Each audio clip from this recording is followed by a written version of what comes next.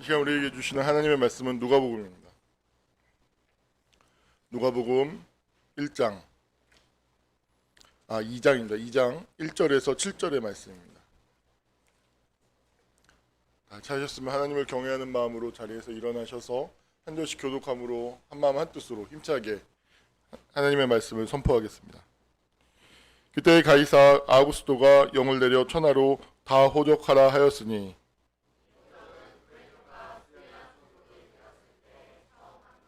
모든 사람이 호적하러 각각 고향으로 돌아가매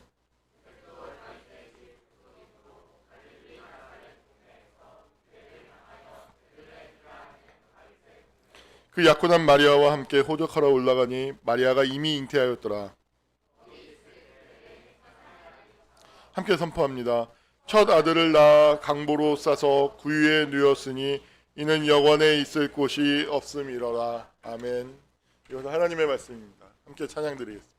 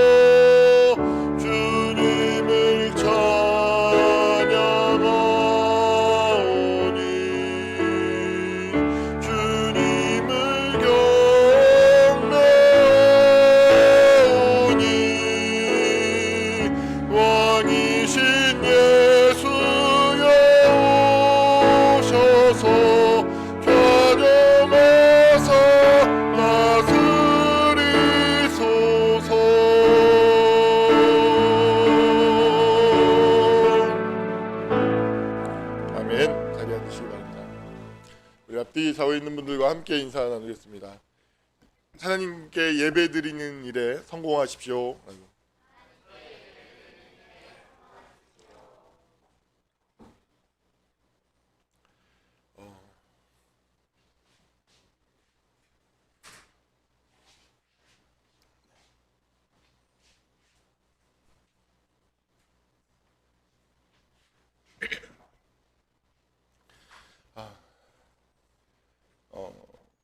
무엇인가 소통을 하는 것은 무엇인가를 공유하고 있다는 것을 전제로 할 때 이루어지는 거죠.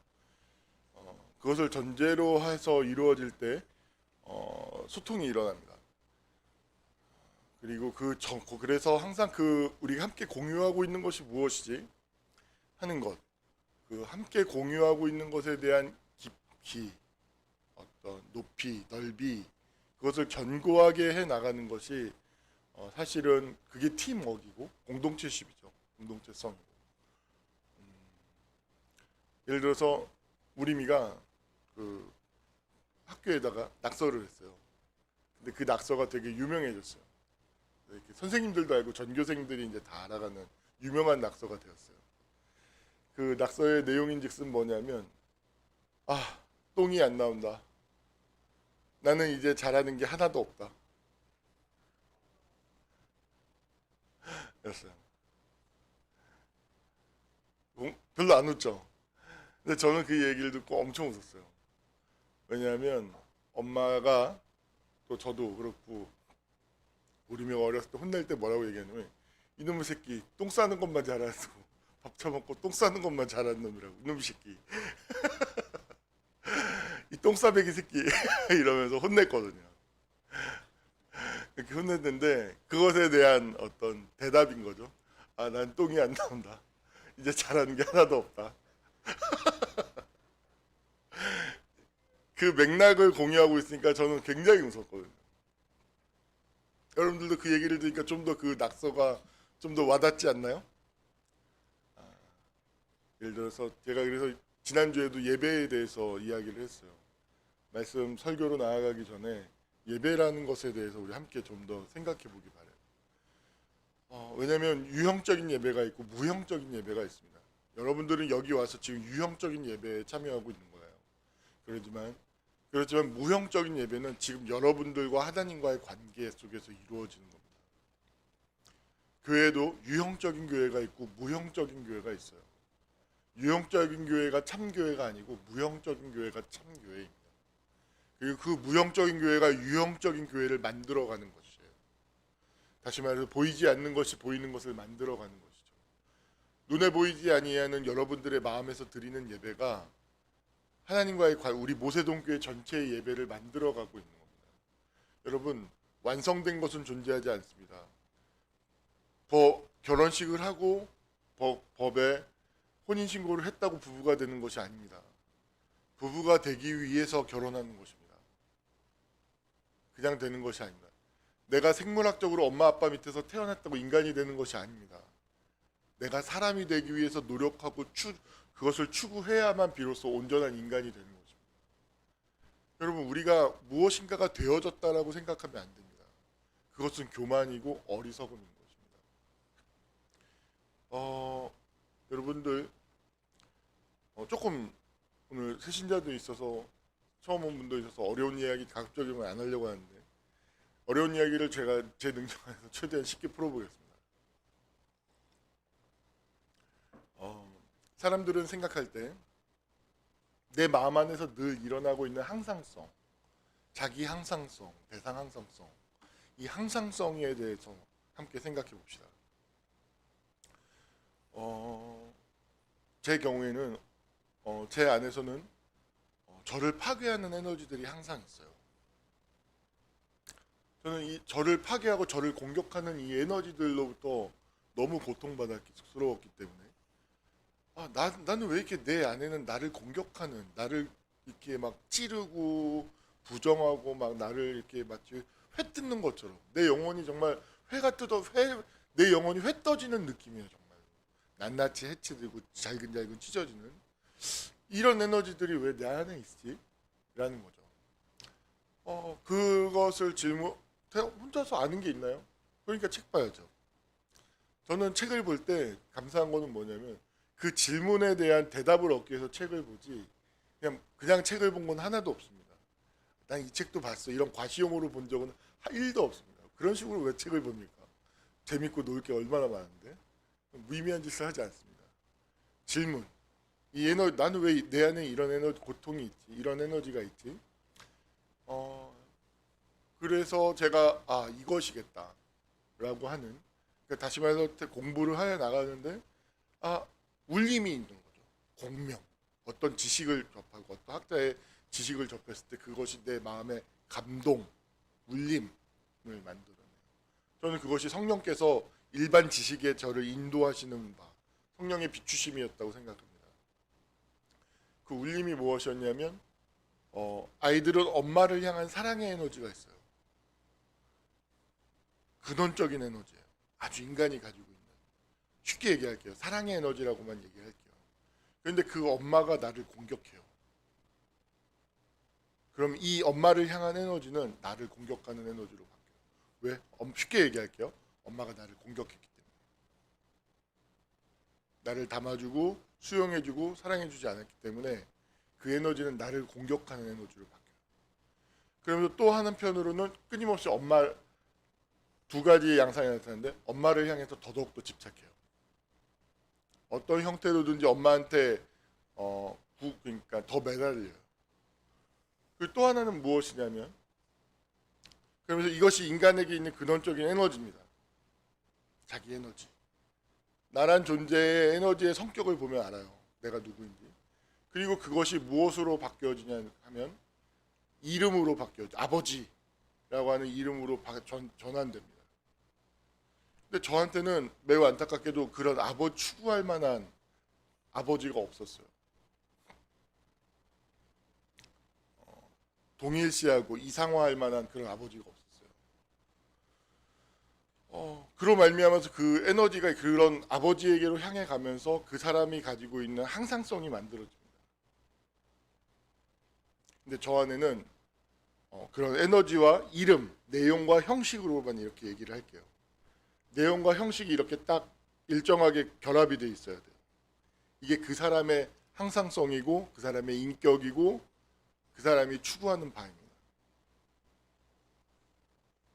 이게 없는 거죠. 그래서 저는 사춘기가 되고 성인이 되었을 때 엄청난 아노미, 혼란을 경험했어요. 엄청난. 예를 들어서 이 사회에서 추구하는 것들, 예를 들어서 돈, 큰 집, 빠른 차, 뭐 이런 것들 있잖아요. 좀 좋긴 해요. 하지만 그것을 제가 에너지가 원하지 않아요. 제 에너지가. 그 이유는 뭘까요? 그것을 대체하는 이름들이 제 안에는 없어요. 제가 늘 얘기하죠. 저는 다 흩어졌어요. 제가 만난 예수님 체험은 무엇이냐면 그것을 어려운 이야기로 하면 어려운 얘기를 안 하겠습니다. 이렇게 없어요. 분자, 분모 이렇게 있는데 엄마의 사랑, 이름 이게 꾸준히 고정돼 있어야 돼요.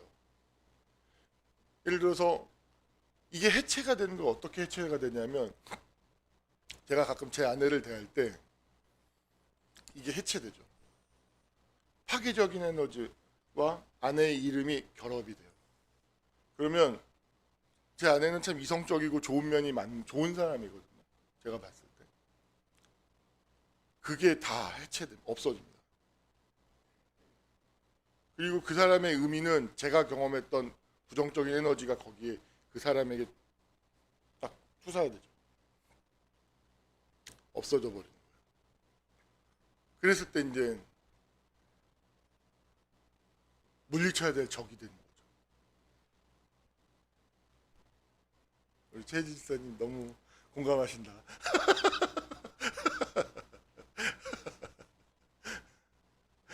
내 옆에 있는 나쁜 놈들을 물리칠 줄 알았더니 나까지 물리칠 줄은 몰랐던 거죠.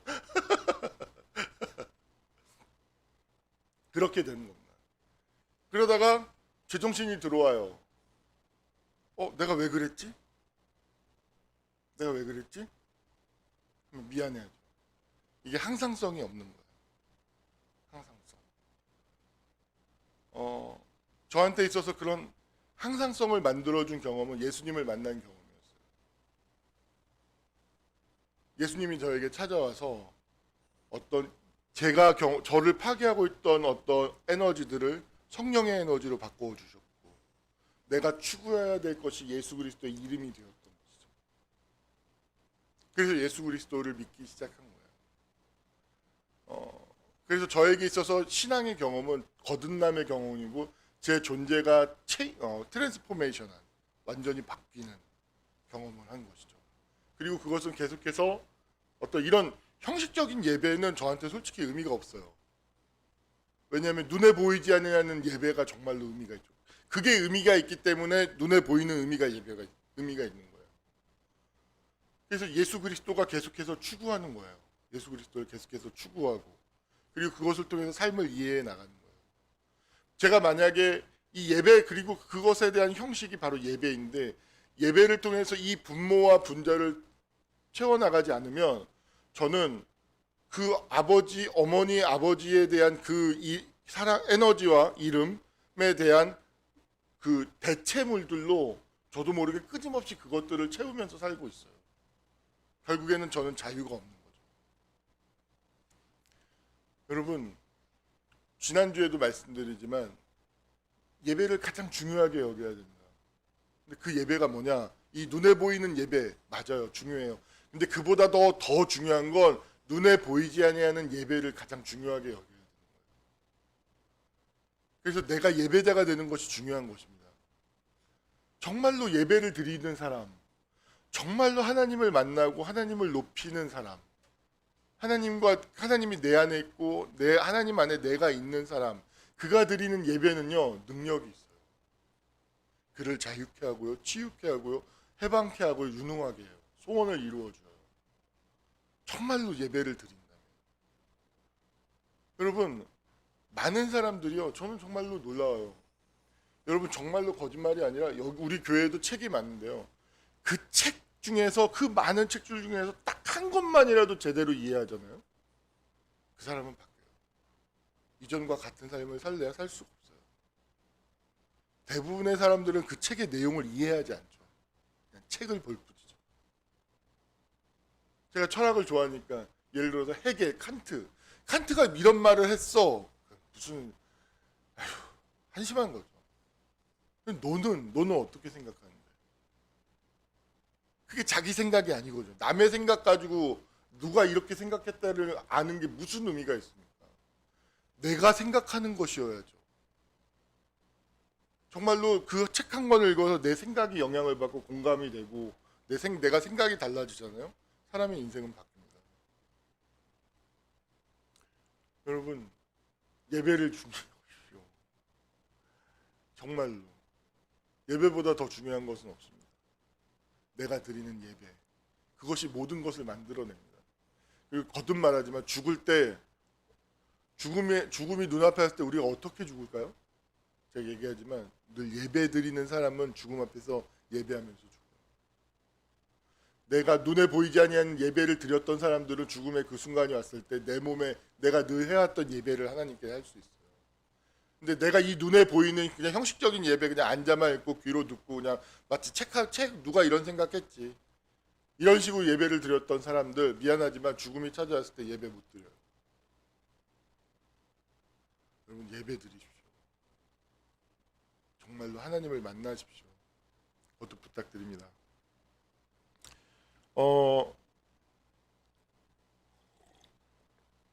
기독교는 예수 그리스도 십자가에서 죽으시고 부활하신 하나님을 믿는 거예요.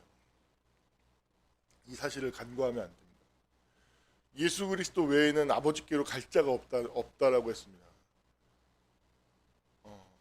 예수 그리스도 외에는 하나님을 계시하는 사람이 없어요. 바르게. 우리는 그것을 믿는 거예요. 그러면 오늘 하나님을 알려주는 이야기가 무엇이냐? 예수님께서 말구유에서 태어나셨다는 거예요. 이것이 무엇을 의미하는지 함께 나누어보고자 합니다. 여러분 잘 보십시오. 사람들은 인간이라고 하는 존재는 내면의 가치 체계를 가지고 있어요. 어떤 체계를 가지고 있어요. 그 체계가 그 사람이에요. 제가 실명을 거론해서 좀 그런데 제 조카 다 아시죠? 실명은 거론하지 않았습니다.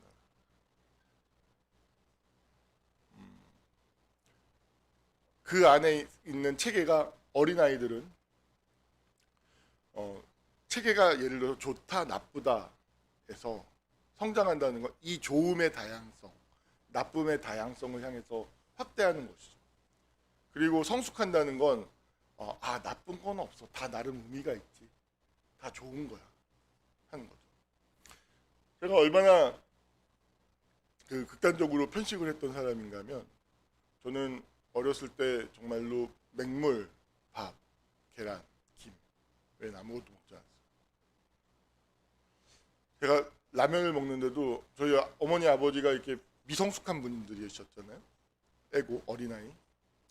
라면을 먹으면, 라면을 좋아하는데 그 안에 있는 파 같은 거 있잖아요. 파래 같은 거. 그걸 이렇게 다 걸러내요. 다. 하나도 먹지 않습니다. 그 모습이 얼마나 보고 화가 났겠어요. 그거 걸러내고 있는 모습을 보고서 바싹머리에서 싸대기 맞이 정말 많아요.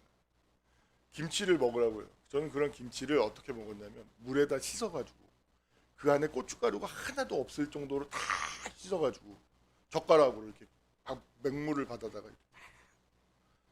미성숙한 아버지 어머니가 그 모습을 보고 얼마나 분통이 터졌을까요? 또 쳐맞는 겁니다. 쳐맞을수록 고칠까요? 안 고쳐요. 근데 반찬이 아무것도 없어. 제가 먹을 수 있는. 저는 그럼 맨밥, 물 갖다가 맨밥 말아서 먹었어요. 저는 저보다 그 편식을 극단적으로 하는 사람 본 적이 없어요. 전 진짜 편식이 심했던 사람입니다. 이렇게 그 편식이 언제 바뀌었냐고요? 중학교 때 술 배우면서. 쓰니까 뭔가 먹어야겠더라고요. 그러면서 눈을 떴죠. 그럼 그 편식을 하는 심리 상태가 뭐였냐면 좋다 나쁘다로만 딱 단순화돼 있어요. 딱 먹어요. 김치 맛이죠. 김치 맛이에요. 그죠? 저는 이 김치 맛이 어떻게 분류가 돼요? 이건 나빠. 씻는 거야. 뭐가 좋아요? 좋아.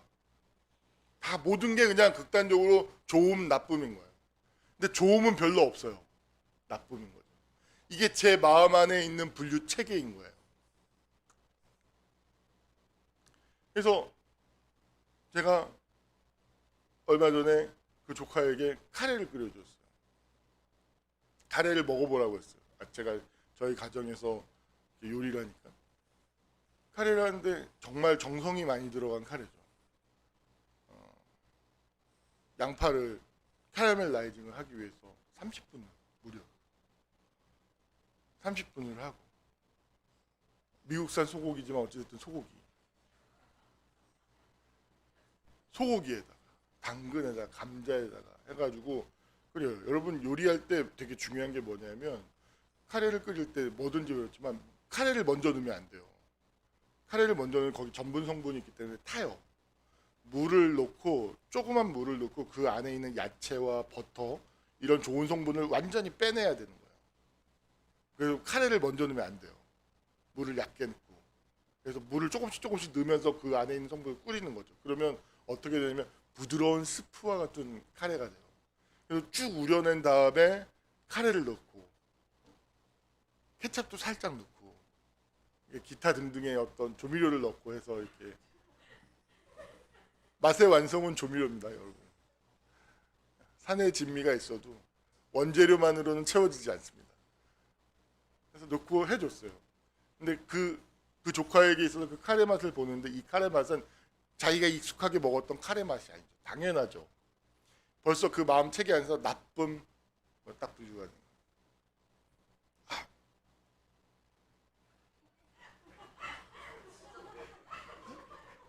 무슨 카레 맛이 이래? 나쁨. 여러분, 반면에 성숙한 사람은 어떤 사람이죠? 좋은 나쁨이 아니라 모든 건 의미가 있지 하면서 그 다양성을 수용할 수 있는 그 체계가, 그 가지가 많은 거죠. 그 내면 안에.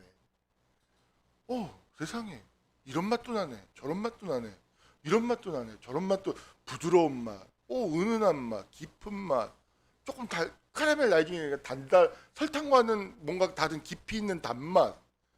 감자가 볶아지고 그게 감자를 정말로 막 볶거든요. 그러면 감자 누룽지를 만들어요. 감자 누룽지가 얼마나 고소합니까? 그걸 팍팍팍팍 긁어가지고 물로 끓여가지고 숭늉을 만들어 그 카레에 딱 넣어요. 그럼 그게 얼마나 고소한 줄 아십니까? 구수한 맛, 카레 맛. 얼마나 거기 안에 다양한 맛이 난다고요. 그 모든 것들을 다 경험하는 것이죠. 근데 그 모든 엄청난 다양성과 다채로움과 풍요로움과 풍성함을 순식간에, 낯설어, 나쁨, 못 먹고, 익숙하지 않아, 딱 이래버리는 거예요. 닫혀있는 사람이. 여러분, 하나님의 말씀을 듣는다는 건, 열려있는 상태로 듣는다는 건 바로 이거예요. 저게 나에게 무슨 의미가 있지? 그 의미의 결들이 얼마나 다채로운 줄 아십니까? 얼마나 내가 깨어서 경험하려고 해야 돼요. 근데 내가 순식간에, 저거 들었던 얘기네, 말구에서 난 얘기하는 거야, 뻔해, 끝. 아무것도 경험한 게 아닌 거예요. 경험하려고 해야죠. 다양성을 향해서 열려 있어야죠. 들어야죠. 그런 마음으로 여러분들 예배를 들으시고 말씀을 좀 들을 수 있었으면 좋겠어요. 맨날 들었던 성탄설교 똑같은 이야기가 아닙니다, 여러분. 달라요. 제가 똑같은 요리를 김치찌개를 하지만 단 한 번도 똑같은 김치찌개의 맛을 내본 적이 없어요. 모퉁이 돌 모이면서 김치찌개 한 20번, 올해 한 20번, 30번은 적어도 끓였을 텐데 한 번도 똑같은 맛이 난 적이 없어요. 똑같은 재료로 하는. 참 어메이징 하더라고요. 자, 보십시오. 우리는 십자가에서 계시된 하나님, 말구에서 태어나신 하나님을 믿는 거예요. 이것이 무엇을 의미하는지 생각해 보십시오. 예수님이 오셨을 때 당시에 하나님은 어떤 분이셨냐면 그 문화에서 가장 정점에 있는 세련되고 화려함, 금, 어떤 권력, 성전 그런 걸로 가득한 곳, 그런 사람들이 그 하나님을 소유하고 있다라고 독점하고 있는 상태에 있었어요. 제사장들만이 엄격하게 하나님을 만날 수 있었죠. 나머지 사람들은 그 제사장을 통해서만 하나님을 만날 수 있었던 거예요. 그런데 놀랍게도 그것이 사회의 계급 질서를 만들어내는 것이죠. 지배와 피지배를 만들어내는 그 사회적 구조를 형성하게 되는 그런 이유와 근거가 되는 것이었어요. 근데 놀랍게도 그 하나님이 어디에 오셨냐면 말구유에 오셨어요. 이게 얼마나 충격적인 사건인지를 여러분들은 실감하지 못할 거예요. 그리고 그 경배를 누가 해? 뒷장에 나오지만 목자들이, 제사장과 대제사장과 서기관들, 그 시대의 귀족들이 아니라 그 사회 속에서 가장 바닥에 있는 사람들, 목자, 말구유에 하나님이 오신다는 건 이건 너무나 충격적인. 제가 서두에서 체계를 이야기했던 이유가 뭐냐면 이 체계를 다 뒤집는 사건인 거예요. 아, 이거 나쁨, 이건 좋음, 다 이렇게 되어 있는데 이 좋음과 나쁨을 다 뒤집어 엎어버리는 사건이 지금 일어난 것이죠. 여러분들 마음의 체계들을 만들어내는 것은 기본적으로 좋음, 나쁨이에요. 좋으면 삼키고 나쁘면 뱉는 거죠. 쉽게 얘기하면 좋음은 수용하는 거고 나쁨은 배제하는 거예요. 수용과 배제가 이 체계를 이루는 근본 메커니즘이에요. 잘 보십시오. 하나님이 어디에 있다고 말고 이것은 사람이 가장 거부하는 곳이죠. 냄새나고 혐오감. 제가 어디서 봤는데 재밌더라고요. 여러분들 티라노사우루스가 나타났다고요. 사자가 있다고 생각해봐요. 여러분들 어떠세요? 느낌이? 두렵죠. 두렵죠. 그죠? 무섭죠. 두렵죠. 바퀴벌레. 이게 똑같은 양상이죠. 피하죠. 피하긴 피하는데 피하는 이유가 다르죠. 그죠? 바퀴벌레는 왜 피해? 혐오, 배제. 사자는 두려움. 여러분 잘 중요한 게 뭐죠? 이 혐오감은 뭐예요? 약한 것들에 대해서 갖는 감정이에요. 내가 바퀴벌레를 때려잡을 수 있죠, 물론. 때려잡고 싶지 않은 거야. 왜? 저 약한 것들이 가지고 있는 저 병균, 어우, 저 더러움, 나한테 전염되면 어떻게 혐오, 오, 노. 그래서 내 주변에 이 더러움과 이 혐오의 감정을 대체해줄 만한 예린이 같은 오빠가 있네. 오빠, 바퀴벌레.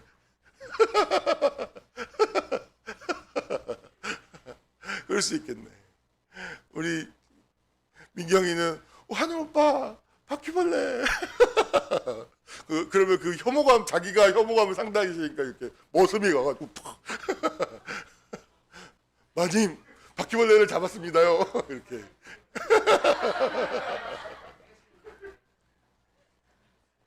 이런 식으로 되는 거죠. 약한 것들에 대해서 갖는 감정이죠. 이 혐오감이라고 합니다. 여러분, 말구유는 혐오의 대상이었어요. 충격적이지 않습니까? 여러분들 말구유 이렇게 깨끗한 낭만적인 게 아니에요.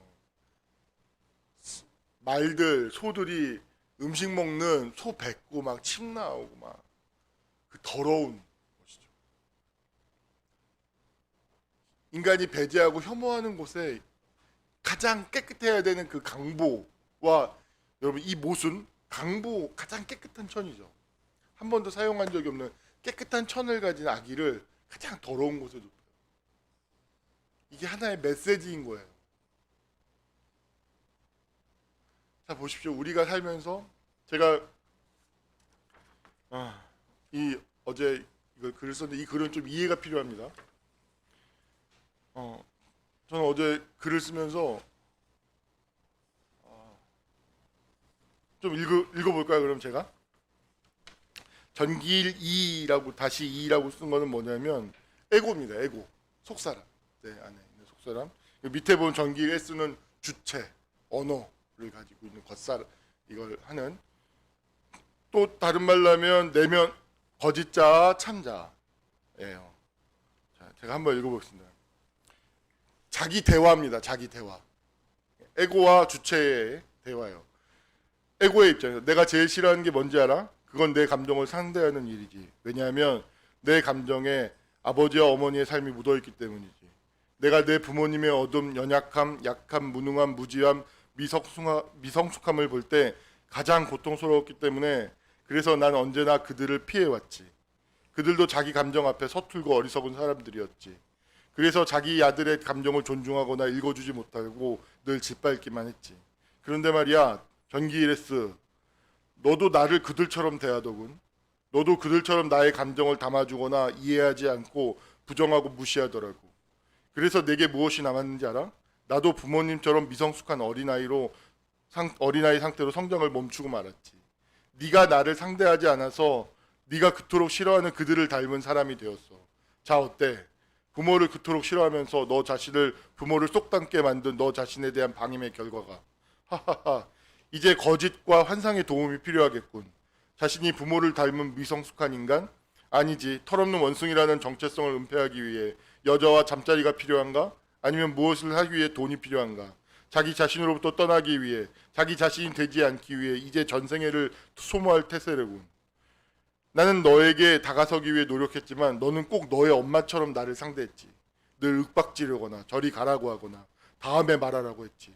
너는 너의 엄마처럼 나를 늘 외롭게 했어. 그래서 내가 어떻게 됐는지 알아? 난 괴물이 되었어. 자신을 부정하고 소외시키고 스스로를 공격하고 타인을 잡아먹는 에고라는 괴물이 되었지. 넌 내가 괴물이 된 것은 그들 때문이라고 말하고 싶겠지? 그렇지 않아. 너에게는 기회가 있었어. 너는 그 기회를 잡지 않고 끝까지 나를 외면한 거야. 네가 나에게 조금만 관심이 있었더라면, 네가 나의 고통에 귀를 기울여 주었더라면 나는 너를 위해 기꺼이 걸음이 되었을 텐데. 너는 그들처럼 나를 상대하지 않았어. 사랑하지 않았어. 네가 나에게 주지 않은 사랑의 결핍이 나를 괴물로 만들어서 밤이면 꿈에 나타나 너를 죽이기 위해 뒤쫓았지. 그런데 너는 꿈속에서도 나를 피하더군. 오늘도 삶이 막막하고 스스로가 왜소하게만 느껴져서 죽고 싶을 만큼 두려움에 빠져드는데도 너는 쓸데없는 생각만 하더라고. 장바구니에 살 물건들을 잔뜩 채워놓고는 싸구려 만족감에 취해 나의 고통은 쳐다도 보지 않더군. 아니, 들을 귀를 상실했지. 그래서 내가 울부짖으니까 어쩔 줄을 모르고 갈팡질팡하는 꼴이 참 볼만하더군. 네가 나를 외면하고 하나님께 부르짖어 기도해봐라. 하나님이 먼저 나의 고통에 귀를 기울이고 난 뒤에야 나를 자신을 찾으려고 할 것이다, 이놈아. 전기레스, 네가 35년 동안 나를 찾아왔지. 그들을 절대 닮고 싶지 않았는데 그토록 부정하면서 닮아버린 내 모습에 나도 절망하고 있어. 미안하다. 내가 나의 십자가에서 너를 만나리라. 너를 안고 사랑하리라. 그 끝이 죽음이라 할지라도 이제 피하지 않으리라. 나를 기다리다 괴물이 되어버린 너의 손에 나 죽으리라. 너를 사랑하다 죽는 나의 모습이 너에게 조금이라도 위로가 되기를 바란다. 십자가에서 너와 내가 만나 서로 하나 되는 우리 연합 부활이 있을 거야. 그분의 약속이니까. 좀 전달이 됐나요?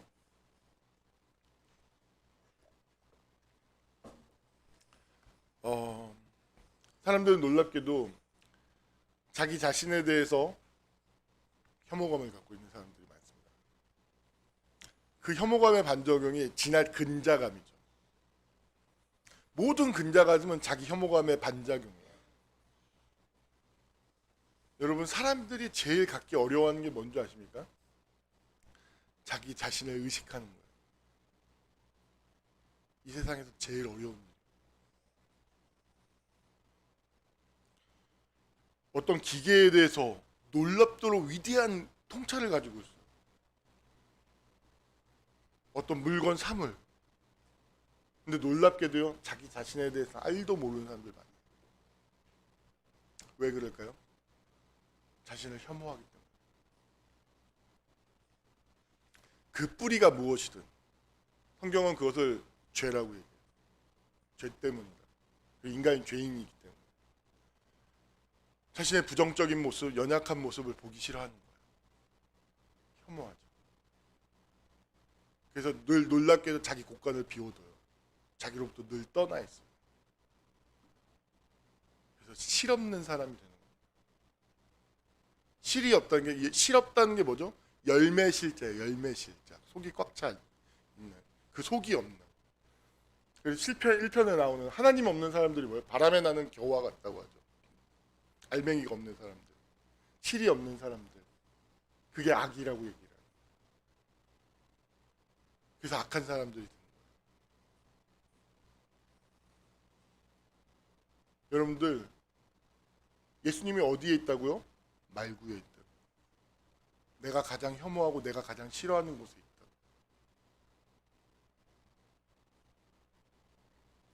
그러면 그것은 체계를 바꾸는 거죠. 그건 나쁨이 아닙니다. 그건 좋음인 것이죠. 하나님의 성소이니까요. 이 성육신의 모습이 더 극단적으로 구체화되는 게 십자가죠. 말구유보다 몇 배는 센 배제와 혐오의 상징이죠. 십자가는. 그곳에서 하나님이 당신이 누구인가를 계시하죠. 이게 기독교예요. 정말로 이 사실을 깊이 이해한다면, 정말로 예수님이, 하나님이 말구에 누워서 이 땅에 오셨다는 사실을 정말로 내가 이해한다면 나의 자기 관계는 바뀌는 거죠. 내가 사물을 대하고 내 자신을 대하는 모든 체계의 가치가 뒤집혀지는 거예요. 내 연약한 모습, 그건 사랑의 대상이 됩니다. 그곳에 하나님이 함께하니까.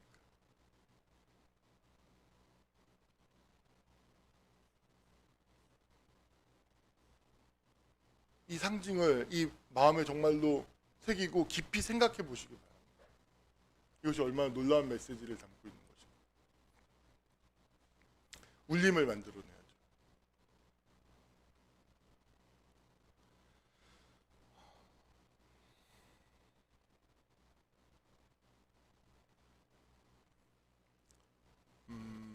이 이야기만 하고 설교를 마칠게요. 자기 관계를 갖지 않으면 인간은 결국엔 욕망의 노예가 됩니다. 자기 관계를 가질 때만 비로소 인간은 자유가 뭐죠? 스스로 말미암는 것. 외부의 환경이나 그런 것들에 의해서 움직여지는 게 나로부터, 정말로 스스로부터 자발적으로 우러나오는 것을 행하는 것, 생각하는 것, 그게 자유예요. 사람들은 자유를 원하지 않아요. 욕망을 원하죠. 욕망의 노예이기를 원하지 자유를 원하지 않아요. 거짓말이에요. 여러분들 혼자 있을 때 뭐 하는데요? 여러분들이 혼자 있을 때 하는 것이 여러분들의 자유의 모습인 거예요. 혼자 있을 때 뭐 합니까? 깊은 사색을 하십니까? 성찰을 하십니까? 아니죠. 대부분 무엇인가를 채우기 위해서 허덕지겁하고 있죠. 그게 여러분들의 자유의 모습인 거예요.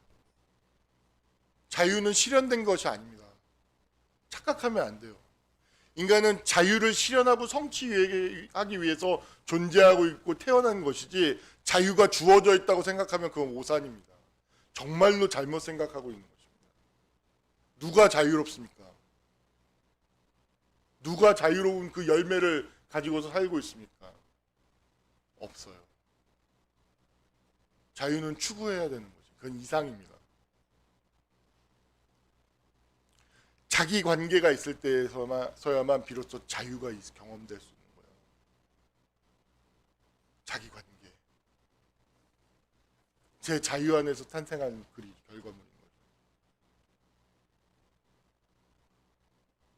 이거 제가 잘 성찰하지 못했다면 저는 제 에고를 상대하지 않고, 이 에고를 상대하지 이 에고가 나를 찾는다는 것을 생각하지도 않고 의식하지도 못하고 다른 무엇인가를 막 채우면서 살고 있겠죠. 그게 자유입니까? 성찰하죠. 여러분, 자유로울 때 자유로운 곳에 자유와 무엇이 하나의 쌍이냐면 사랑이에요. 사랑이 없는 자유는요, 그건 너무 가혹해요.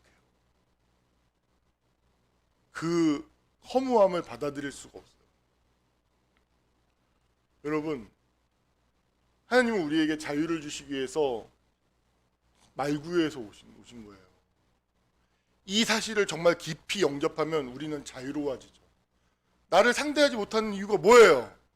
제가 오늘 그래서 에고를 상대하지 못하는 이유가 뭐예요? 말구유니까 그래요. 말구유. 에고가 말구유예요. 냄새나고 더럽고 혐오해요. 저희 어머 부모님들의 어렸을 때 성장했던 그 미성숙한 모습들, 치고받고 쳐받고 욕하고 때려부시고 그 모습들, 제가 마음 깊이 얼마나 혐오하는지 몰라요. 그걸 보는 걸 얼마나 끔찍하게 여기는지 몰라요. 그렇게 형성된 에고 역시 보기 싫어요. 그 결과 자유를 잃어버리죠. 말구유 거부하지 않아요. 그곳에 예수님이 계시니까. 그래서 에고를 사랑할 수용할 수 있는 거예요. 대화할 수 있는 거예요. 자유죠. 그리고 사랑이 있습니다. 하나님은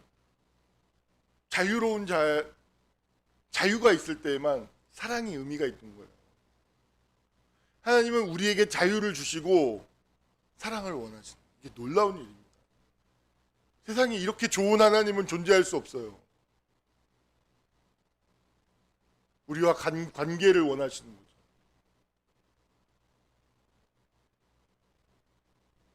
이렇게 좋은 하나님을 우리가 믿고 있는 거예요. 여러분들, 성탄 메시지가 이제 계속 나갈 텐데, 내 삶의 말구유 속에 그럼 누가 있어야죠? 나도 거기에 있어야 됩니다.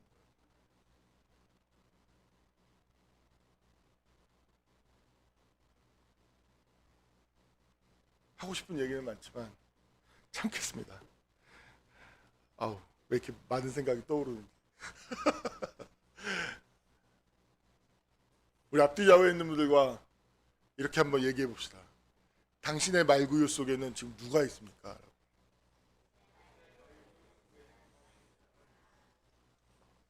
그곳에 예수님이 있어야 합니다.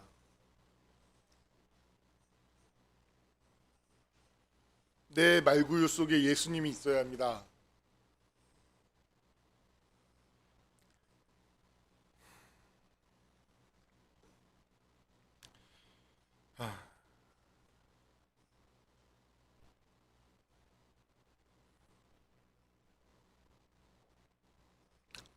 말구유 속에 예수님이 있기 때문에 복음이 전파되는 곳에서는 나병 환자들, 의사들, 그 사회에서 돌보지 않고 배제되고 혐오했던 사람들을 기독교가 전파되는 곳마다 그들을 돌보고 섬겼던 거예요.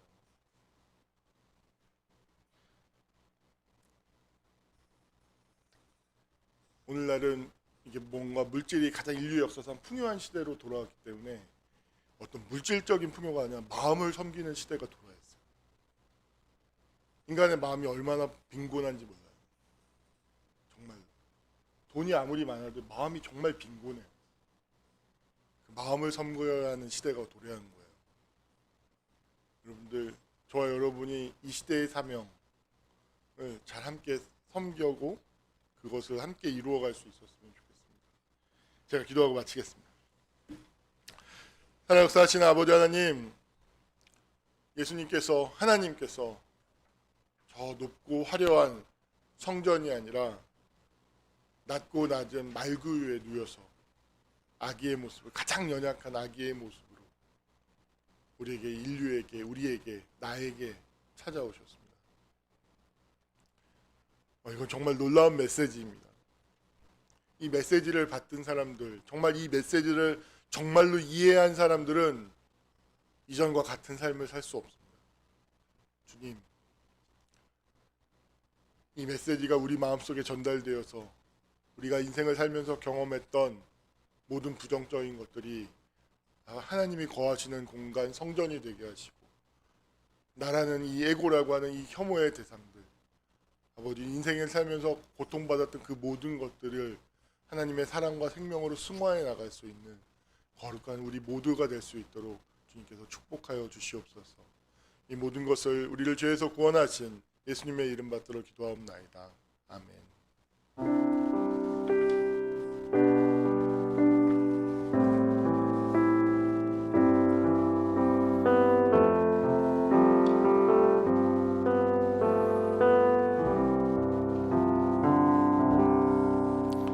전능하신 나의 주 찬양 드리면서 준비하신 예물을 하나님께 봉헌하는 시간을 갖도록 하겠습니다.